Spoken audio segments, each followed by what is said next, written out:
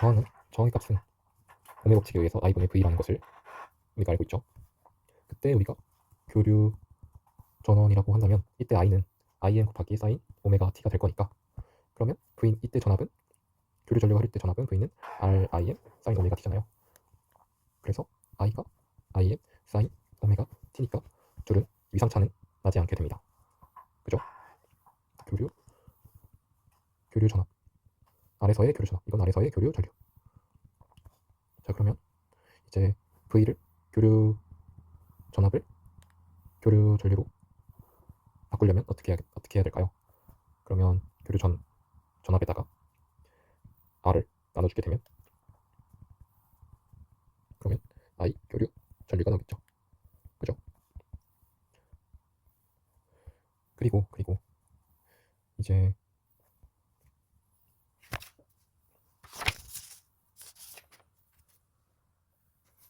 이것까지 해도 될 것 같다.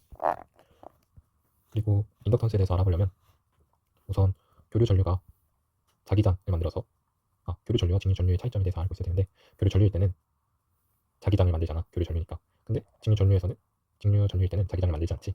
그치? 전기장만 만들잖아. 그럼 교류 전류일 때는 두 개를 만들어서 결국에 이때 자기장이 다시 역으로 전류를 보내주게 된다. 이때는 이제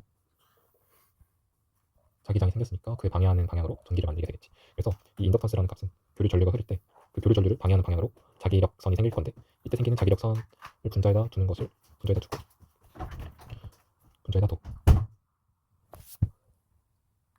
그래서 다시 말하면 인덕턴스 값은 교류 전류가 흐를 때 생기는 자기력선 수 값을 의미하고, 이때 생기는 그 전류가 있다는 건 전압이 있다는 거잖아. 그래서 시간에 따라 흐르는 자기력 선수에 대해서 그때 전압이 발생하고 그때 전압에 따라서 전류가 흐른다라고 이해하면 될 것 같아. 그래서 V는 dt분의 d 자기력 선수고, 그때 자기력 선수는 다시 Li는 자기력 선수로 우리가 바꿀 수 있잖아. 이때 L은 상수값이고 I는 변수값이라고 할 때, 이때 D는 델타 변화량 값이니까 상수값에는 안 붙고 I 값에 맞겠지. 그래서 dt분의 LDI가 전압 값이 나오게 된다. 따라서 교류 전류에서의 교류 전원이 그 L이라는 소자에 흐를 때 그때 전압값은 V는 dt분의 LDIM 사인 오메가 t고, 왜냐면 이때 i는 교류 전원을 흘려보내고 있으니까 i는 im 사인 오메가 t잖아.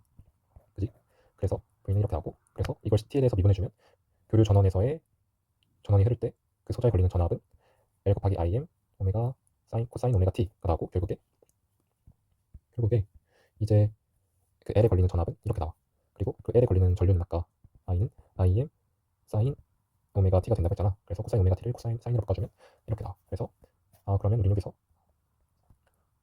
그 전압은 전류보다 지금 위상이 90도만큼 더 빠르잖아.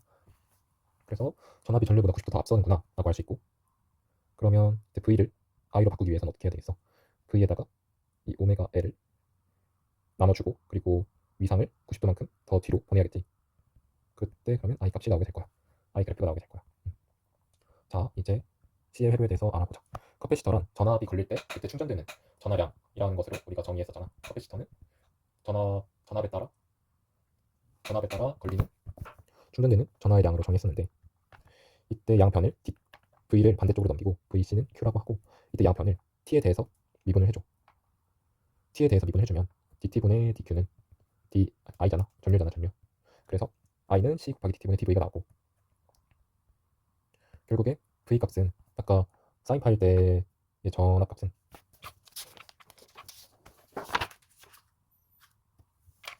정연파의 전압 값은 V는 VM 사인 오메가 T잖아.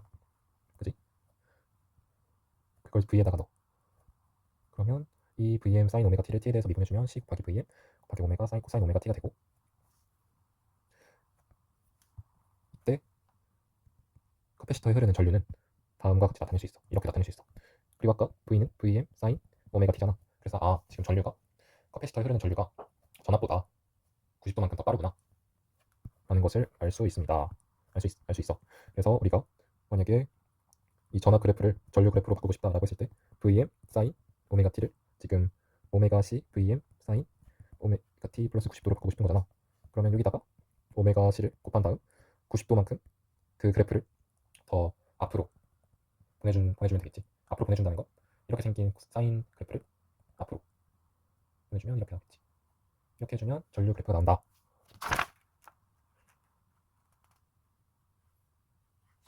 끝.